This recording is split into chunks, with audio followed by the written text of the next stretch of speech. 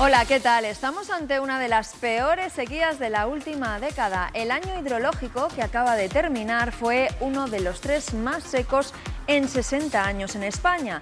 Y esto se explica porque ha llovido menos que el año anterior y también menos que hace 2 años. Enseguida vamos a ver los datos. Este descenso de las precipitaciones está afectando lógicamente a las reservas de la cuenca del Duero. Los embalses no llegan al 30% de su capacidad total y ha provocado que en algunas zonas hayan tenido dificultades para mantener la campaña de riego. Y a todo esto se suma otro titular esta semana. Casi la mitad de los acuíferos de nuestro país, del agua subterránea, está en mal estado, bien por contaminación o por escasez de agua. En esta situación es muy importante cómo gestionemos los recursos hídricos. De todo ello vamos a hablar hoy con nuestros siguientes invitados. Ellos son Manuel Mora, que es el delegado de la Agencia Estatal de Meteorología en Castilla y León. Manuel, gracias por estar con nosotros. ¿Qué tal? También tenemos con nosotros a Miguel Ángel García, subdirector de Infraestructuras Agrarias del ITACIL, el Instituto Tecnológico Agrario de Castilla y León. Gracias por estar con nosotros. Y al otro lado, por videoconferencia, tenemos a Julio Barea, responsable de la campaña de agua de Greenpeace. Gracias también por estar en nuestro programa.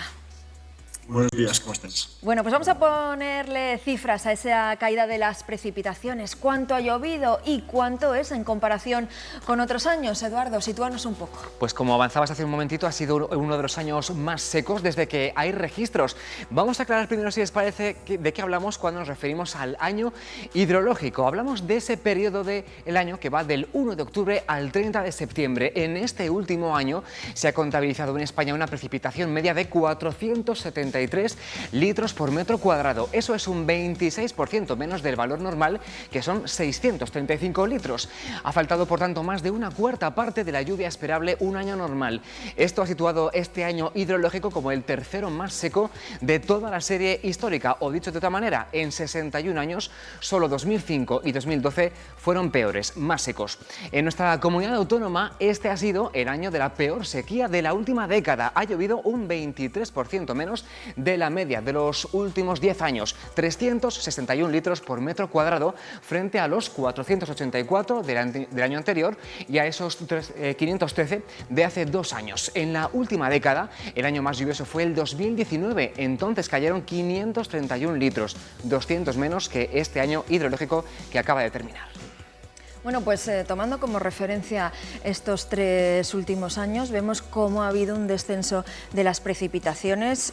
Me echaba yo mis cuentas esta mañana. 112 litros este año menos que en los últimos 10 años, 123 litros por metro cuadrado menos que el año pasado, 152 menos que hace 2 años.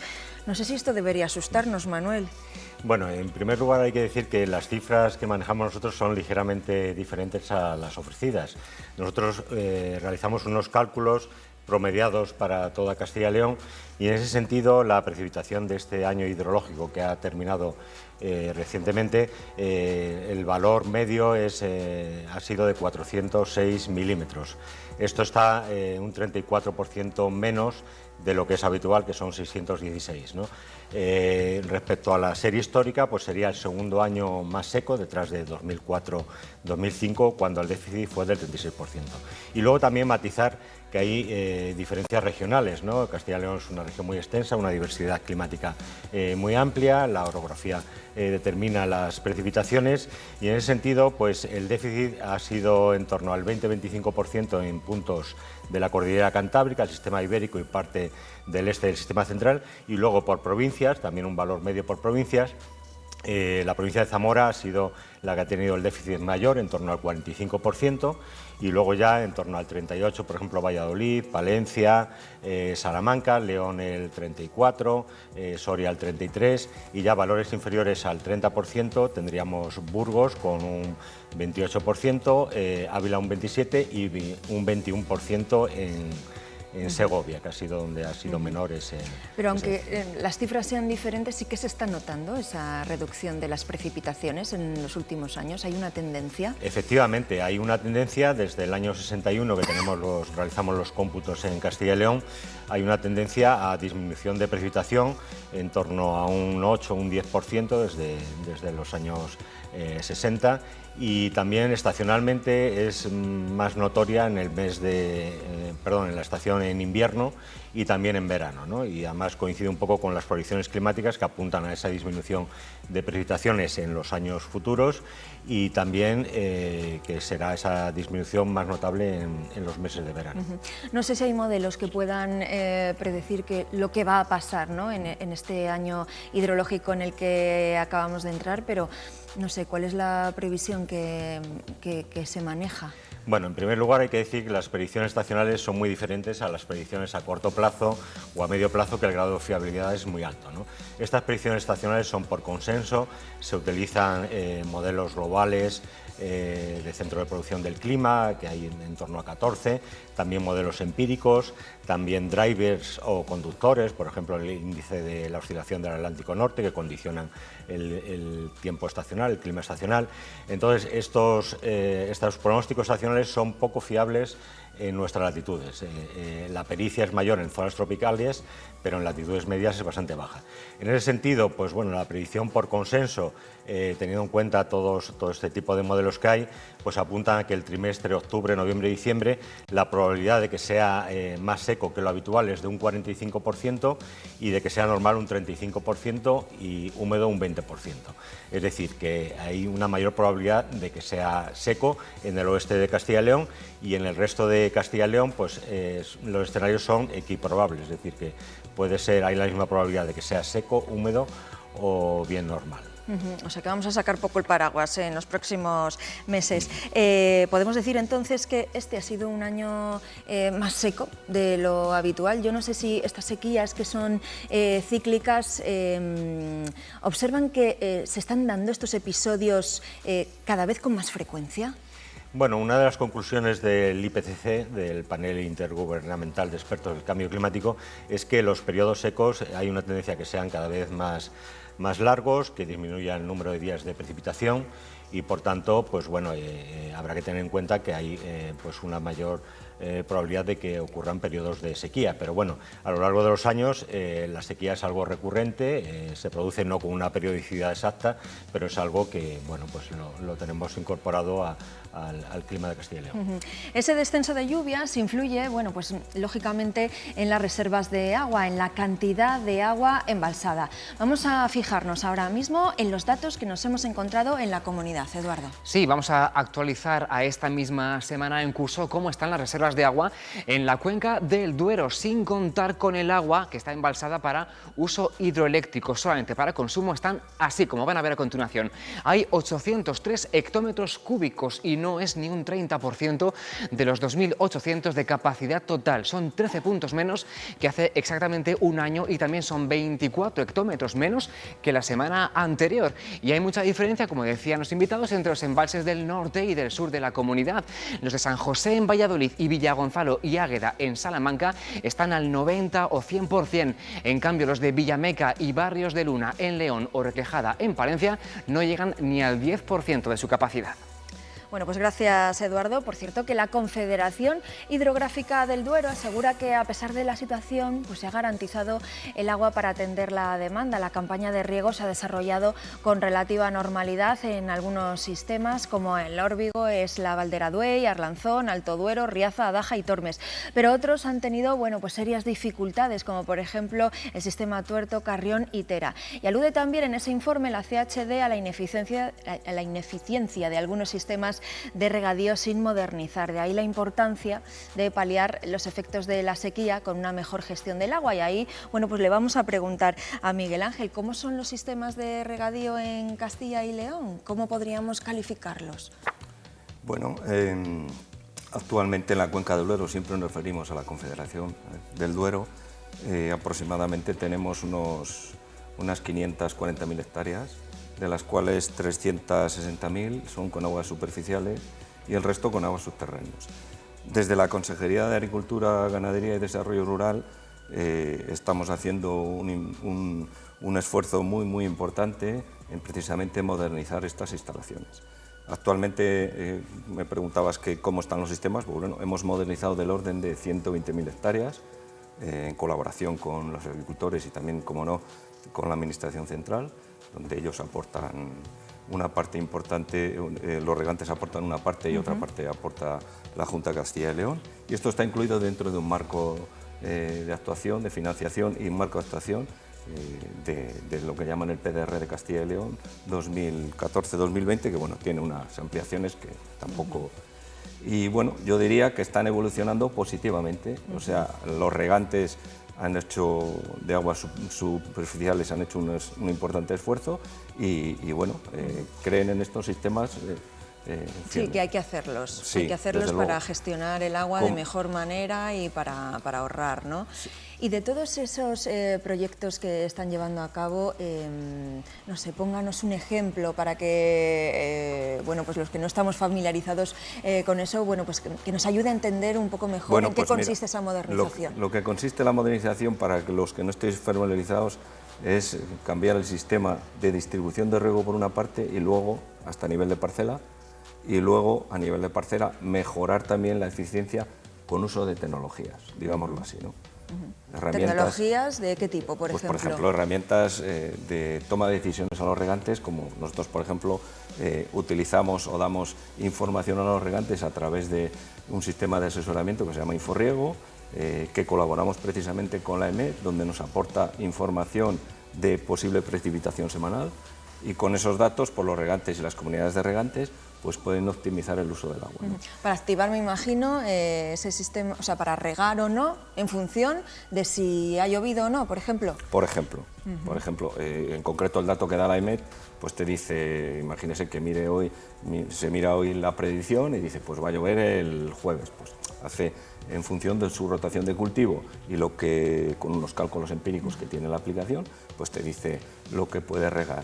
Y luego lo que comentabas de la modernización, lo que en realidad hacemos es transformar zonas con riegos, con sistemas poco eficientes, acequias que están deterioradas, que llevan muchísimos años utilizándose, que bueno, por sistemas de presión, con tuberías tecnológicamente probados y donde se controla, se regula, se automatiza. Entonces quiero decir que eso está muy... Y eso se gana en concreto, bueno, pues tenemos estimaciones que puede haber un ahorro importante del orden del 20% en el uso del agua. Eso significa que vas a tener posibilidad de tener más agua embalsada. En síntesis. Claro, sí, sí. Bueno, pues parte de esa modernización viene de la tecnología, pero también hay otras formas, ¿no?, de poder gestionar mejor el agua, mayor regulación, por ejemplo, en las cuencas, la reorganización de la propiedad, ¿no? Sin lugar a dudas. Nosotros desde la Consejería de Agricultura, Ganadería y Desarrollo Rural siempre apostamos por... Estos son actuaciones estructurales, a medio y largo plazo sobre todo. Y desde luego, con estos episodios que tenemos de escasez coyuntural, sequías que estamos viviendo, como nos han comentado, pues desde luego las regulaciones son súper importantes. Desde la Consejería lo hemos demandado siempre, lo estamos demandando en los planes hidrológicos y creo que es trascendental para luego garantizar, cuando no haya agua, poder... Este año lo hemos visto con los datos que habéis aportado, que bueno, que los embalses han garantizado en cierta medida esos usos. No estoy hablando solo de regadío, hay caudales ecológicos, hay usos industriales, por supuesto el abastecimiento de la población, que es prioritario, ¿no? Claro. Castilla y León, claro, es una comunidad muy amplia, muy diversa. Claro, habrá que ver también qué soluciones particulares hay que adaptar a cada territorio, o bueno, sí, hay soluciones generales que pueden valer más o menos no, para... Bueno, que en general los proyectos de modernización, pues bueno, tienen un patrón común, pero desde luego ya centran, por ejemplo, las aguas subterráneas. En las aguas subterráneas, estos proyectos que te digo de modernización se han hecho en aguas superficiales, pero ahora estamos trabajando de la mano con las comunidades de usuarios de aguas subterráneas que se están constituyendo precisamente debido a este problema que se está generando en las aguas subterráneas. Entonces, eso tiene una particularidad, son proyectos un poco más específicos. Claro. Bueno, claro, todos estos proyectos tienen un coste, y ahora que tanto estamos mirando nuestro bolsillo, no sé si hay, bueno, pues son reacios los agricultores, los regantes, a la hora de llevar a cabo este tipo de... Sinceramente no. Quiero decir, los regantes han apostado, en general siempre han apostado, y desde luego ahora tenemos mucha demanda. O sea, te hablaba de 120.000 hectáreas, tenemos en cartera otras 50 o 60.000 hectáreas, donde ellos al final ponen un capital, desde luego, y este tipo de actuaciones no sé. Y en el tema de aguas subterráneas, que estamos iniciando ese camino de modernizar aguas subterráneas, pues bueno, estamos viendo que es importante y que ellos sí que van a apostar. O sea, que hay una concienciación, ¿no? sobre luego, la gestión los regantes, sí. Bueno, pues una mejor gestión del agua es lo que reclaman también asociaciones como Greenpeace, que esta misma semana ha publicado un informe en el que alertan de la situación del agua subterránea, precisamente. Vamos a ver unos datos de ese estudio, Eduardo. Sí, porque en nuestro país también hay reservas de agua bajo el subsuelo, pero no son suficientes y no siempre están en condiciones y peligran incluso para nuestro abastecimiento futuro. En su informe SOS Acuíferos, Greenpeace ha localizado en España un total de 804 masas de agua subterránea. Es la zona sombreada en rojo en este mapa, pero casi la mitad, del 44%, está en malas condiciones, contaminadas, sobreexplotadas o ambas cosas. Aquí en Castilla y León el porcentaje es un poquito menor. El 28% de las aguas subterráneas de la cuenca del Duero están contaminadas y otro 6% están sobreexplotadas. Se extrae más de la que se genera de forma natural. La ONG atribuye estos problemas al sector agrícola y ganadero por los nitratos y por las 85.000 captaciones de aguas que asegura hay en la cuenca del Duero. Bueno, pues vamos a saludar de nuevo a Julio. Julio Barea, cuando hablamos de consumo de agua, bueno, pues muchas veces no nos damos cuenta de que hay algunas poblaciones que es que para su consumo de agua necesitan tirar de esas aguas subterráneas, por lo que el estado en el que se encuentren, ¿no?, es fundamental. Esto es clave y de hecho en la ley de aguas la prevalencia de usos de agua en primer lugar está lógicamente, como no puede ser otro, el abastecimiento de la población. Con lo cual, si donde se está, en este caso, nutriendo de agua esta población, pues está en mala calidad, malas cantidades, o en ambos casos, bueno, pues lógicamente es un problema. Y en Castilla y León hemos visto en algunos lugares que esto está sucediendo. Por ejemplo, en el acuífero más extenso que tenemos en toda la comunidad, que es el de los Arenales, aunque ahora se ha compartimentado en varios, bueno, pues en este lugar tenemos un serio problema precisamente de ambas cosas, ¿no?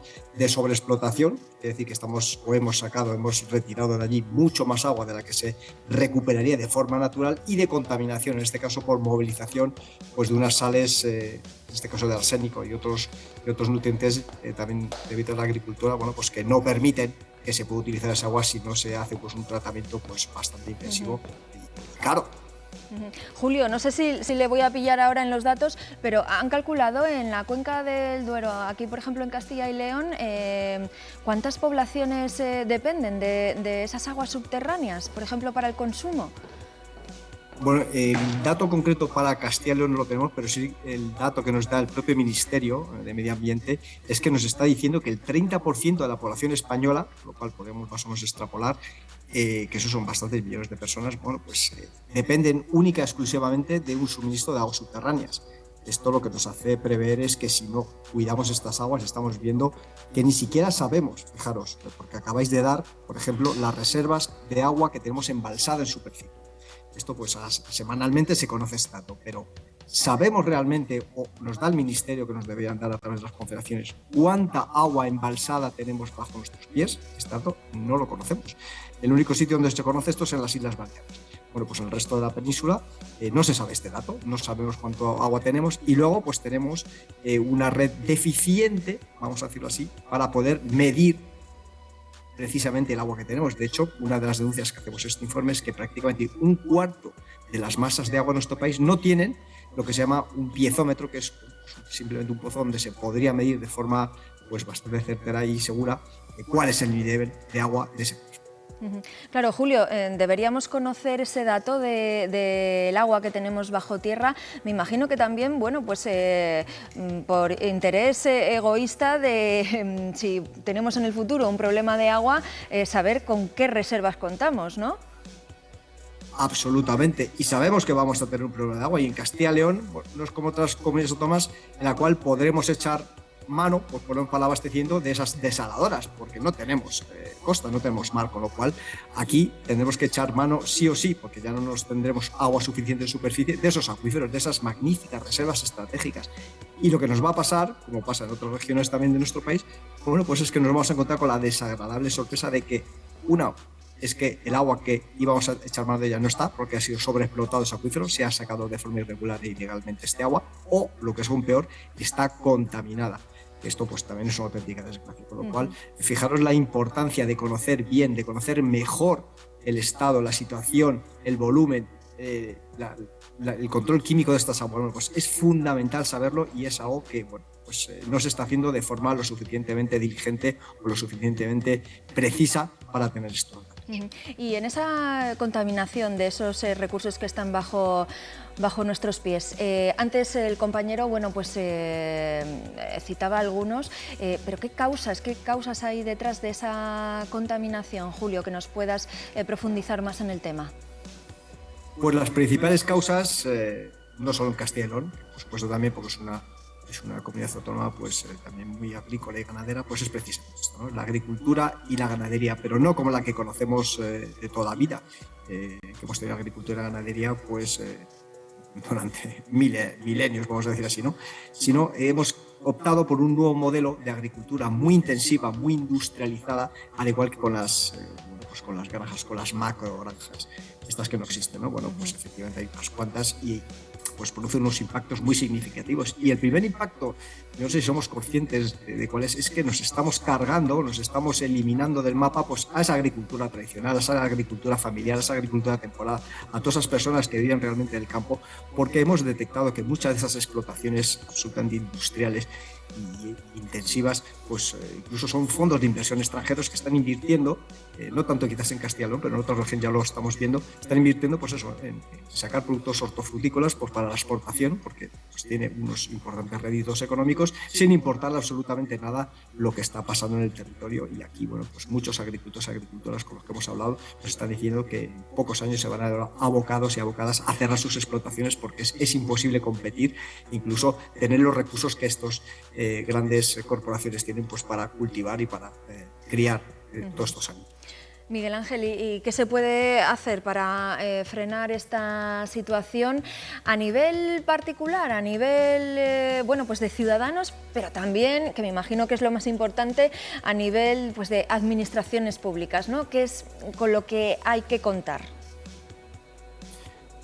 Bueno, estamos viendo que lo que tenemos que cambiar, lógicamente, es el modelo en el que estamos basándonos este desarrollo agrícola y ganadero, ¿no? Tenemos que volver pues, a una agricultura mucho más tradicional, mucho más familiar, mucho más pequeñita, mucho más sostenible, si fuera posible ecológica, no siempre lo es, pero bueno, en este sentido, y lógicamente reducir.